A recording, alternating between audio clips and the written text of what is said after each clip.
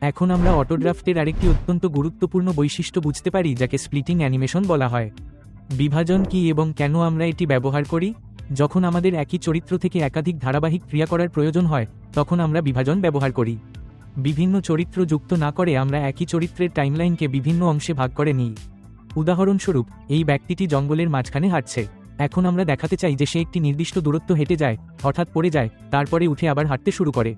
তাহলে আমরা কিভাবে এটি করব? প্রথম ধাপ, হাঁটছে। চরিত্রটি ইতিমধ্যে হাঁটছে, তাকে কিছুক্ষণ হাঁটতে দিন। এখন কার্সারটি এমন জায়গায় নিয়ে যান যেখানে আপনি তাকে হাঁটা বন্ধ করতে চান। এবার কাঁচি আইকনে ক্লিক করুন, সেটা স্প্লিট হয়ে গেছে।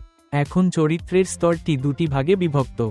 দ্বিতীয় ধাপ, পড়ে যাচ্ছে। বিভাজনের পরে দ্বিতীয় অংশটি নির্বাচন করুন। অ্যানিমেটে যান, সামনে পড়ে যাওয়া বা পিছনে পড়ে যাওয়ার মতো একটি বিকল্প চয়ন করুন। এখন খেলুন, দেখবেন সে হাঁটছে এবং হঠাৎ পড়ে যাচ্ছে। তৃতীয় ধাপ, ওঠো। এখন যেহেতু সে পড়ে গেছে, আমাদের তাকে উঠতে হবে।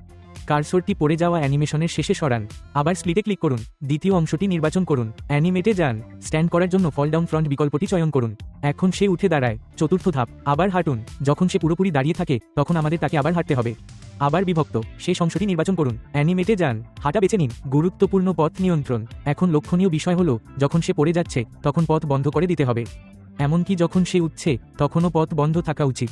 কিন্তু যখন সে আবার হাঁটবে, তখন পথ চলতে হবে। তাই কোন অ্যাকশনে পথটি প্রয়োজন তা সর্বদা পরীক্ষা করে দেখুন। চূড়ান্ত ফলাফল। এখন শুরু থেকেই খেলুন। আপনি দেখবেন তিনি হাঁটছেন, পড়েছেন, উঠে পড়েন এবং আবার হাঁটছেন।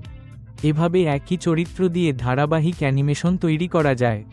বিভাজনের অন্যান্য ব্যবহার। আমরা আরও অনেক পরিস্থিতিতে স্প্লিট ব্যবহার করতে পারি। উদাহরণস্বরূপ, একজন ব্যক্তি বিছানায় ঘুমাচ্ছেন, তারপরে উঠে বাড়ির বাইরে চলে যান। কেউ কম্পিউটারে কাজ করছে, তারপর উঠে রান্নাঘরে যায়, পানি পান করে, তারপর ফিরে এসে বসল। এই সমস্ত অ্যানিমেশন স্প্লিট বিকল্পের মাধ্যমে ধাপে ধাপে তৈরি করা যেতে পারে। স্প্লিট অ্যানিমেশন গল্পভিত্তিক সিকোয়েন্স তৈরির জন্য একটি অত্যন্ত শক্তিশালী সরঞ্জাম।